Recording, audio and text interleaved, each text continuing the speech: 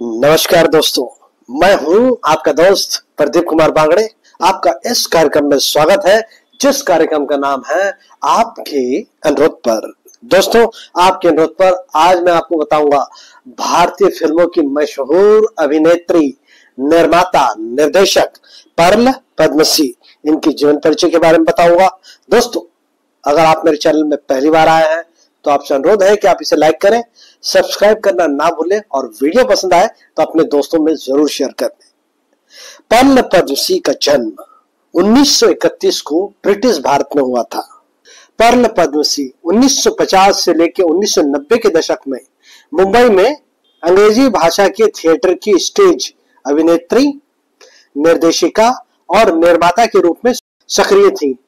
Perl Padmashri की मुख्य फिल्में हैं खट्टा मीठा, जुनून, बातों बातों में, Kamasutra, a tale of love और सच अ लॉन्ग जर्नी सहित कुछ हिंदी और अंग्रेजी भाषाओं की फिल्मों में अभिनय किया। पर्ल पद्मश्री ने बच्चों के लिए स्कूल के बाद छुट्टियों में थिएटर वर्कशॉप चलाई। पर्ल पद्मश्री का जन्म 1931 को ब्रिटिश भारत में हुआ था। पर्ल पंजाबी ईसाई पिता और बगदादी यहूदी मां से हुई थी। जब पर्ल का जन्म हुआ था उस समय भारत अंग्रेजों के अधीन था। पर्ल के पिता स्वतंत्रता आंदोलन से जुड़े हुए थे। पूरे देश में स्वतंत्रता आंदोलन की लहर पूरे शबाब पर थी।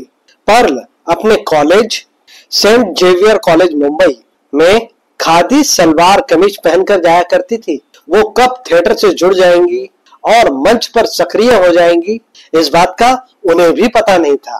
पर्ल का 2 बार विवाह हुआ था।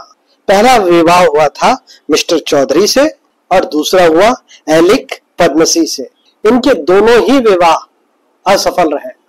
पहले पति से इनकी 2 संतानें हुई थी, एक पुत्र और एक पुत्री, और दूसरे विवाह से इनकी एक पुत्री हुई। इनकी पुत्री रैल पद्मश्री के अनुसार पर्ल एक कर्मठ रंगकर्मी थी। वो कहती है कि उनकी मां केवल 5 फीट की ही थी, लेकिन थिएटर की दुनिया में उनका बहुत बड़ा मुकाम था। थिएटर को पुरुषों का गढ़ माना जाता था, लेकिन पर्ल उन सभी पर राज करती थी। लोग उन्हें बहुत पसंद करते थे और उनके बेहतरीन स्वभाव के कारण हर कोई उनकी मदद करने के लिए तैयार रहता था।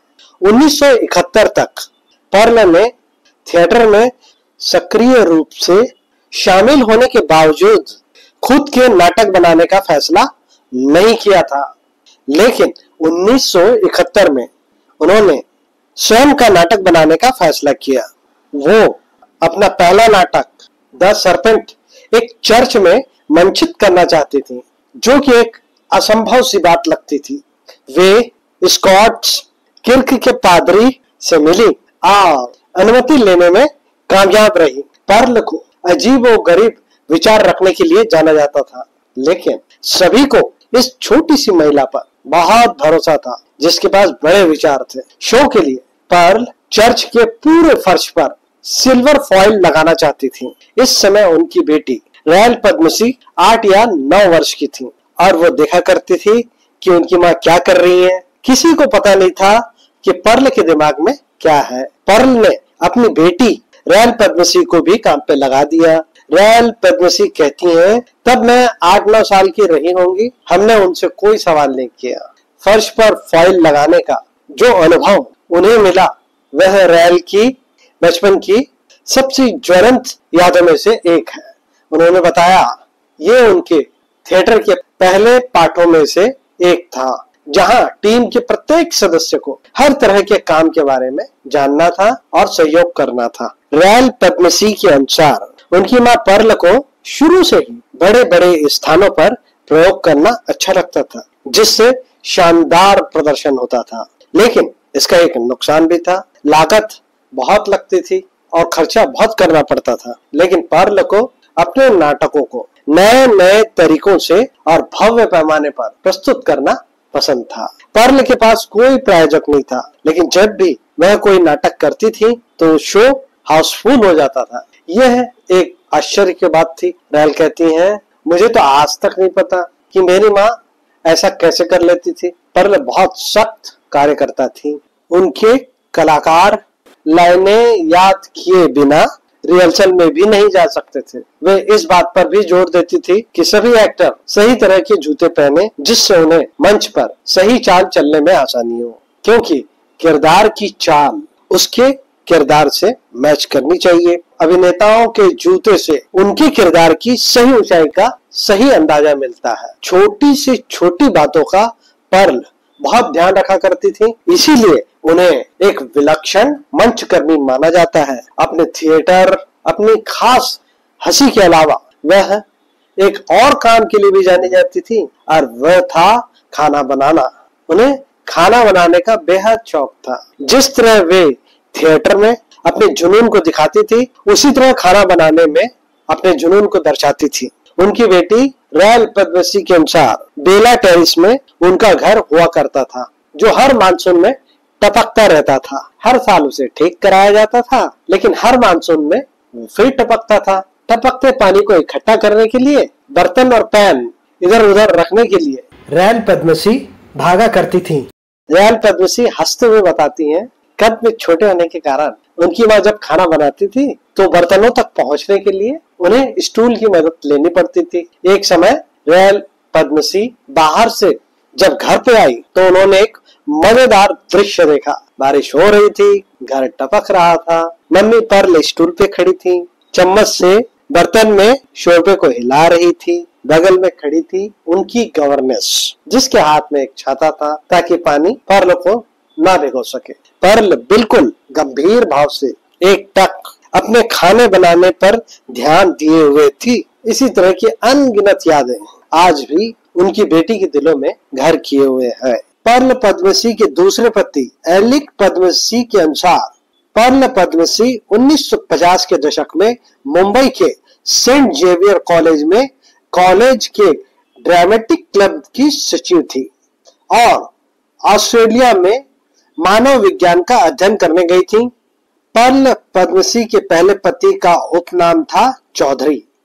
उनके 2 बच्चे थे, एक बेटा जिसका नाम रंजीत चौधरी था। दोस्तों, अगर रंजीत चौधरी के बारे में अगर आप कुछ जानना चाहते हैं तो आप मेरे चैनल पे देख सकते हैं, बहुत ही बढ़िया उनका वीडियो बनाया हुआ मैंने। रंजीत चौधरी एक भारतीय अभिनेता थे और बेटी जिनका नाम रोहिणी चौधरी था। विवाह तब तलाक में समाप्त हो गया जब उसके बच्चे अभी भी छोटे थे। पर्ल मुंबई में अंग्रेजी थिएटर को बढ़ावा देने वाली एक थिएटर समूह का हिस्सा बन गई। उन्होंने स्थानीय भारतीय प्रतिभाओं का उपयोग करके सफल ब्रॉडवे प्रस्तुतियों का पुनरुत्पादन किया।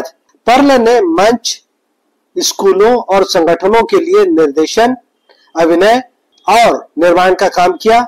इसके बाद पर्ल ने एलिक पद्मश्री से शादी की, जो अंग्रेजी थिएटर में सक्रिय थे। एलिक पद्मश्री के साथ पर्ल की एक बेटी थी, रॉयल पद्मश्री, जो मुंबई में अपना थिएटर कंपनी चलाती हैं। रॉयल के जन्म के तुरंत बाद पर्ल और एलिक का तलाक हो गया।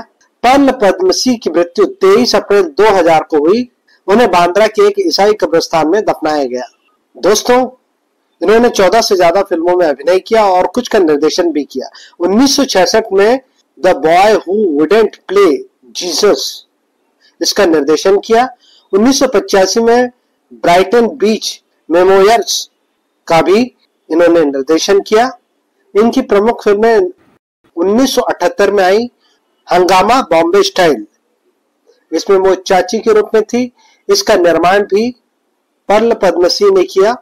1978 में आई फिल्म खट्टा मीठा, इसमें नरगिस की भूमिका में थी। 1979 में आई बातों बातों में, इसमें रोजी परेरा के रूप में थी। 1979 में आई जुनून। 1984 में आई दल। 1988 में आई परफेक्ट मर्डर। 1998 में आई इट्स लॉन्ग जर्नी। दोस्तों, पर्ल पद्मश्री के बारे में एक बार संक्षिप्त में जानकारी। पर्ल पद्मश्री का जन्म 1931 को ब्रिटिश भारत में हुआ था। इनकी 2 शादियां हुई थी। पहली शादी इनकी चौधरी से हुई थी, जिससे उन्हें 2 संतानें थी, और दूसरी शादी एलिक पद्मश्री से हुई थी। एलिक पद्मश्री के अनुसार पर्ल पद्मसी, जो बगदादी यहूदी माँ और ईसाई पिता की संतान थी। पर्ल पहले भी शादीशुदा थी। उनके पहले पति हिंदू थे और उस शादी से उन्हें 2 बच्चे थे। एक बेटी थी जिसका नाम था रोहिणी चौधरी। इनका जन्म 1951 में हुआ था और मात्र 10 वर्ष की आयु में सन 1961 में एक बीमारी के कारण इनकी मृत्यु हो गई थी। पर्ल पद्मसी का एक बेटा भी था जिनका जन्म 1955 में हुआ था। आगे चलकर उनका ये पुत्र मशहूर कलाकार बना। उनका नाम था रंजीत चौधरी। सन 2020 में इनकी भी मृत्यु हो गई। पर्ल और पद्मसी की शादी के कुछ समय बाद ही रोहिणी चौधरी की 10 साल की उम्र में मौत हो गई। एलिक पद्मसी और पर्ल की एक बेटी रैल पद्मसी है, जो अपनी मां द्वारा स्थापित अभिनय स्कूल चलाती हैं। रैल पद्मसी के जन्म के कुछ समय पश्चात ही पद्मसी और पर्ल का तलाक हो गया, लेकिन पर्ल ने अपने विवाह नाम पद्मसी को जीवन भर बरकरार रखने का फैसला किया। पर्ल पद्मसी एक भारतीय रंगमंच व्यक्तित्व थी जो 1950 से लेकर 1990 के दशक में मुंबई में अंग्रेजी भाषा के थिएटर स्टेज की अभिनेत्री, निर्देशिका और निर्माता के रूप में सक्रिय थी। उन्होंने खट्टा मीठा, जुनून, बातों बातों में, Kamasutra, a tale of love और सच अ लॉन्ग जर्नी सहित कुछ हिंदी और अंग्रेजी भाषाओं की फिल्मों में अभिनय किया। पर्ल पद्मसी ने नशे की लत के शिकार लोगों के लिए एक सफल पुनर्वास केंद्र की स्थापना के लिए धन जुटाया। जैसा कि मैंने आपको बताया, पर्ल पद्मसी की पुत्री रैल पद्मसी अभिनय संस्थान चलाती हैं। इनके प्रशिक्षण संस्थान का नाम है एकेडमी फॉर क्रिएटिव एक्सप्रेशन, यानी कि ACE, जो कि बहुत प्रसिद्ध है। पर्ल पद्मसी के सम्मान में हर वर्ष पर्ल पद्मसी ट्रॉफी दी जाती है। क्रिएट फाउंडेशन भाषण और नाटक में उत्कृष्टता के लिए पर्ल पद्मसी ट्रॉफी हर वर्ष देता है। ये एक अनूठा आयोजन है जो कहानी कहने, रचनात्मकता और अभिव्यक्ति के जादू का उत्सव है। ये बच्चों को विश्व स्तरीय मंच पर चमकने और प्रदर्शन द्वारा कला समुदाय पर अपना प्रभाव छोड़ने का मौका देता है।